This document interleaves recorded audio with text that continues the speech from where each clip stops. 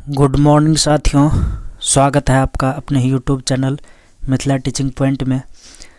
दोस्तों, आज हम क्लास 3 के एनसीईआरटी बुक से रिलेटेड लेसन 1, 2 और 3 से कुछ ऑब्जेक्टिव क्वेश्चन लेकर आए हैं, एमसीक्यूज क्वेश्चन लेकर के आए हैं।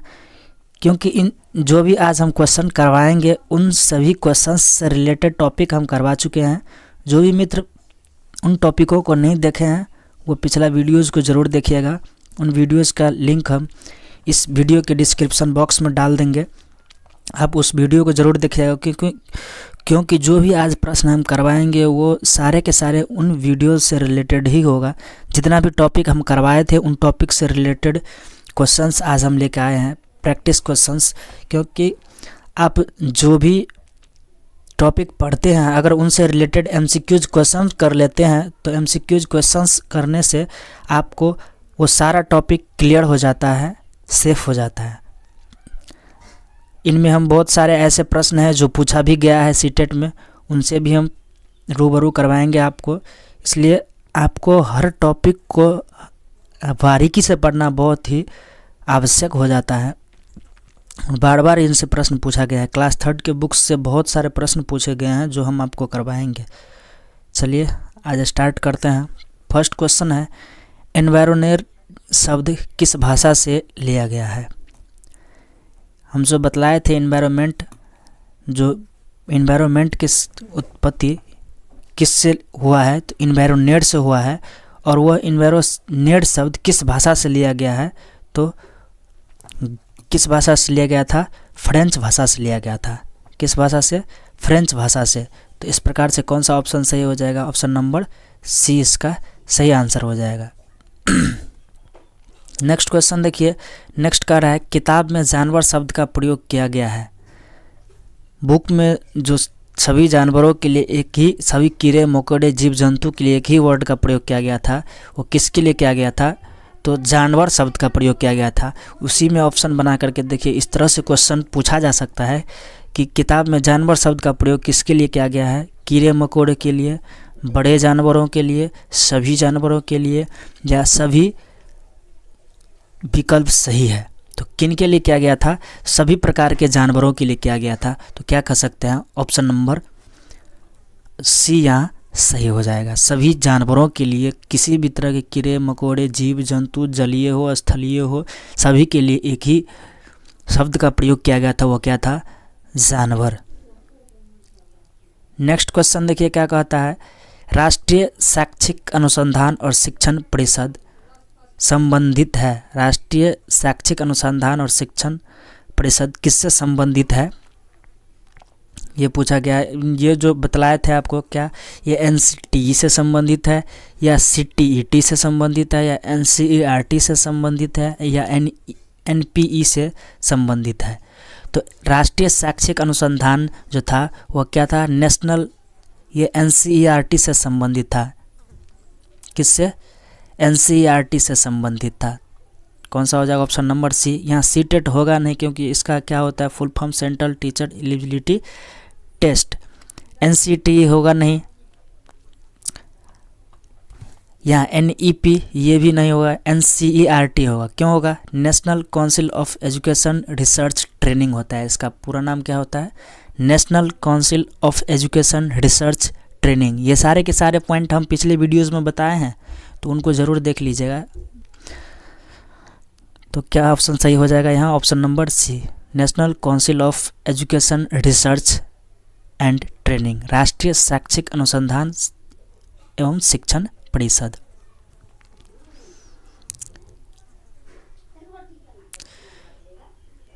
फिर क्वेश्चन नंबर 4 यहाँ सही है।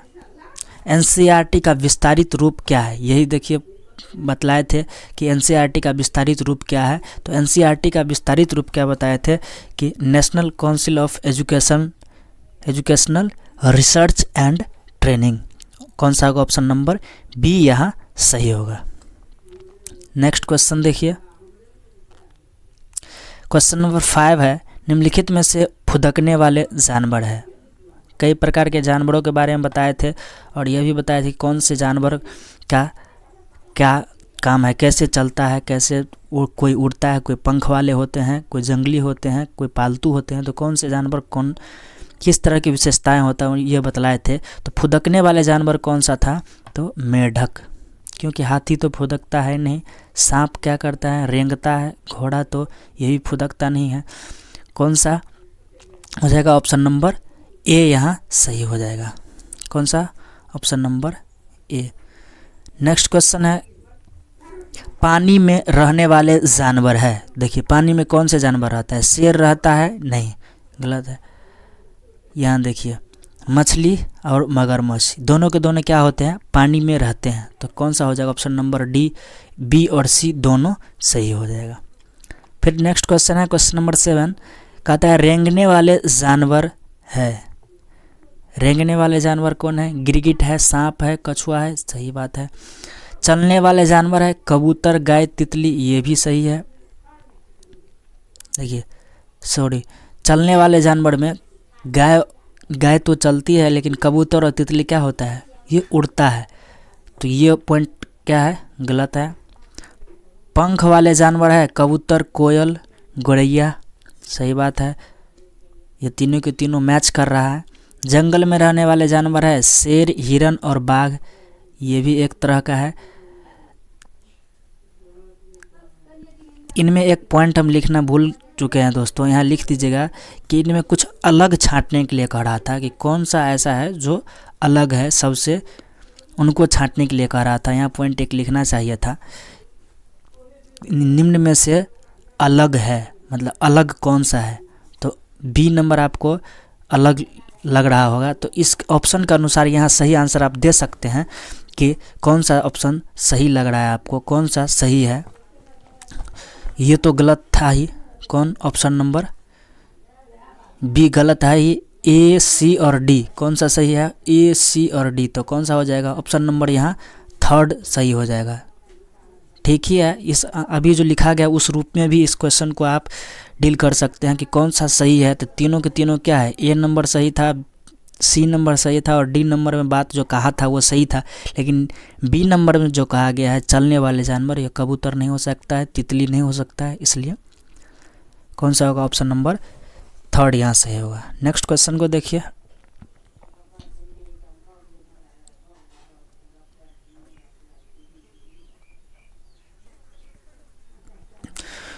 कछुआ और खरगोश डॉट डॉट की कहानी है जो डॉट डॉट के द्वारा लिखा गया है। कछुआ और खरगोश जो कहानी है वो कौन से कहानी है और किसके द्वारा लिखा गया है, तो यह पंचतंत्र की कहानी है जो विष्णु शर्मा के द्वारा लिखा गया है। तो यहाँ क्या होगा, पंचतंत्र होगा और यहाँ विष्णु शर्मा होगा। तो किसके द्वारा लिखा गया है, विष्णु शर्मा के द्वारा लिखा गया है, पंचतंत्र कहानी से लिया गया है। नेक्स्ट क्वेश्चन देखिए, क्वेश्चन नंबर 9 है, कहता है निम्न में से, देखिए इनमें से चित्रों का ऐसा समूह होता है, कहता है इनमें चित्रों का ऐसा समूह होता है कि इन्हें मिलाने के लिए दिमाग लगाना पड़ता है। कौन सा ऐसा चित्रों का समूह है जिनको मिलाने के लिए दिमाग लगाना पड़ता है। देखिए टाका के बारे में हम बताए थे कि यह पानी को संग्रहित करने का एक स्थान होता है, तो ये होगा ही नहीं। रिवाज, ये तो रीति रिवाज से संबंधित था और इनमें से कोई नहीं होगा, नहीं। कौन सा होगा, जिगसॉ के बारे में बताए थे कि इनमें क्या होता है, कुछ ऐसा समूह होता है जिनको मिलाने के लिए, कोई जैसे फिगर हो गया, गाय का हो गया, कोई अन्य जानवर का हो गया, उनको मिलाने के लिए अलग अलग तरह के, चाहे उनके पैर होते हैं, पैर अलग होते हैं, हाथ अलग होते हैं, उसके पूँछ अलग होते हैं, उनको मिलाने के लिए क्या होता है, हमको बहुत दिमाग लगाना पड़ता है, वही क्या है, जिगसॉ है। इनमें तर्क शक्ति का विकास होता है, बताए थे। नेक्स्ट क्वेश्चन है, निम्न में से नया खेल है। एनसीईआरटी के अनुसार जो खेल बताया गया था, नया खेल, वह कौन था, वह पौधों की पड़ी था। क्या था, पौधों की पड़ी खेल के बारे में विस्तारित रूप से हम बताए हैं, पिछली वीडियोज़ में देख सकते हैं आप। नेक्स्ट क्वेश्चन देखिए, ये पूछा गया सीटेट 2012 में। देखिए बहुत ही ज़बरदस्त क्वेश्चन है, 2012 में पूछा गया है। इसको थोड़ा सा छोटा कर लें हम। नीचे दिए गए आरेख का अध्ययन करें। सीटेट 2014 में, ये 12 में पूछा गया है, सॉरी सीटेट 2012 में। ज़मीन पर रहने वाले जंतु हैं, ज़मीन पर रहने वाले जंतु के लिए ये घेरा लगाया गया है। पानी में रहने वाले जंतुओं के लिए ये घेरा लगाया गया है। अंडे देने वाले जंतुओं के लिए ये घेरा लगाया गया है। आप देख रहे होंगे घेरा लगाने के बावजूद यहाँ बीच में जो एक पॉइंट बचा है वो एक्स घिरा हुआ है तीनों से। तो क्या कह रहा है कि निम्न में से कौन से जंतु एक्स में रहने वाले रखे जा सकते हैं, कौन से ऐसे जंतु जो एक्स में रखा जा सकता है। तो देखिए एक्स में रखे जाने से यहाँ तात्पर्य है कि वह ज़मीन पर भी रह सकता है, अंडा भी देता होगा और पानी में भी रहता होगा। तो कौन हो सकता है, देखिए मगरमच्छ है या ईल या शार्क है, या शार्क है मछली है। तो मछली को हम सबसे पहले कट कर देंगे, क्योंकि मछली को हम बाहर में रखेंगे तो वह जीवित नहीं रह सकता है, तो मछली हट ही जाएगा। शार्क भी एक ऐसा जानवर होता है जो उनको हम पानी में नहीं रख सकते हैं, वह पानी में नहीं रहता है, तो ये भी शार्क हटिए गया, तो ये शार्क भी हटिए जाएगा। मगर बच गया कौन, मगरमच्छ। मगरमच्छ ही ऐसा है जो पानी में भी रहता है, पानी के बाहर भी रहता है, अंडे देने वाले भी है। तो कौन सा हो जाएगा, मगरमच्छ यहाँ सही आंसर हो जाएगा। ये सीटेट 2012 में पूछा हुआ क्वेश्चन है। देखिए क्लास 3 के बुक्स से ही पूछा गया है, और कुछ लोग क्या करते हैं क्लास 3 के बुक्स को इग्नोर कर देते हैं। इग्नोर करके मत चलिए, इनसे ही बार बार क्वेश्चन पूछा जाता है, पूछा भी जाएगा। इस बार जो कुछ सिलेबस चेंजेस भी होगा, तो क्या चेंज होता है, क्या कुछ चेंज होता है, उनको भी हम लेकर आएंगे नया सिलेबस आने के बाद। लेकिन ये तो सत्य है कि पिछला जो टॉपिक है उनको नहीं हटा सकता है। उसे चुनिए जो अन्य से भिन्न है। ग्रीस है, पेट्रोल है, कोयला है या पैराफिन मोम है। तो ग्रीस क्या है, ये भी एक द्रव पदार्थ है, पेट्रोल भी क्या है, एक द्रविक पदार्थ है, और पैराफिन मोम ये तीनों के तीनों क्या है, मिट्टी के अंदर से ही निकाला है, तेलीय पदार्थ ही है। उसी से एक गाढ़ा काला द्रव के रूप में होता है, उन्हीं से ग्रीस भी बनता है, पेट्रोल भी बनता है और पैराफिन मोम बनता है। लेकिन कोयला एक अलग हो गया, तो भिन्न हमको छांटना था, तो कौन सा हो जाएगा, ऑप्शन नंबर सी यहाँ सही आंसर हो जाएगा। कौन सा, ऑप्शन नंबर सी। चलिए नेक्स्ट क्वेश्चन देखिए। नेक्स्ट क्वेश्चन है उसे चुनिए जो अन्य से भिन्न है। यह भी सीटेट 2012 में पूछा गया है। देखिए अन्य से भिन्न कौन सा है, तो ग्रीस, पेट्रोल, कोयला, पैराफिन मोम, ये पूछा गया क्वेश्चन है। वो हम अपने बनाए थे, उनके बाद हमको पता चला कि ये पूछा भी गया है, तो इनको देख लीजिए कौन सा हो जाएगा आंसर सही, 3rd नंबर। नेक्स्ट क्वेश्चन है मशहूर कलाकार विष्णु चिंचालकर मध्य प्रदेश के निवासी थे, जो क्या करते थे, तो सूखे पत्तों से चित्र बनाने का कार्य करते थे। विष्णु चिंचालकर जो थे वो क्या करते थे, सूखे पत्तों से बच्चों के लिए चित्र बनाया करते थे, नए नए फिगर्स बनाया करते थे। ये भी पिछला वीडियोज़ में हम बताए हैं, उनको देख लीजिए। नेक्स्ट क्वेश्चन देखिए। नेक्स्ट है निम्नलिखित में से पानी का स्रोत है। तो पानी का स्रोत अभी भी बतला है कि पानी का स्रोत कौन सा है, तो टाका है। नाव तो हो नहीं सकता है स्रोत, टोपी तो हो ही नहीं सकता है, जिगसॉ तो बताए थे एक फिगर है बनाने वाला जिनको बहुत दिमाग लगाना पड़ता है। टाका क्या है, राजस्थान में यूज़ किया जाता है, राजस्थान में अधिकतर देखने को मिलता है, अर्थात जहाँ पानी की कमी होता है वहाँ यह बनाया जाता है अधिकतर। लेकिन राजस्थान में अधिक देखा जाता है कि इस तरह के फिगर्स बने होते हैं राजस्थान में, कि पानी को इकट्ठा करने के लिए घर के आंगन में गड्ढा खोद के सुनियोजित तरीक़ा से पानी को, छत के पानी को इकट्ठा करके वहाँ अंदर रखता है। तो कौन सा होगा, ऑप्शन नंबर यहाँ सी सही हो जाएगा। नेक्स्ट क्वेश्चन है उसे चुनिए जिसमें पानी की आवश्यकता होती है। किस में पानी की आवश्यकता होती है, खेलने में नहीं, किस में, चावल पकाने में, चाय बनाने में। तो कौन सा हो जाएगा, ऑप्शन नंबर डी यहाँ आंसर सही हो जाएगा, ऑप्शन नंबर डी, बी और सी दोनों में।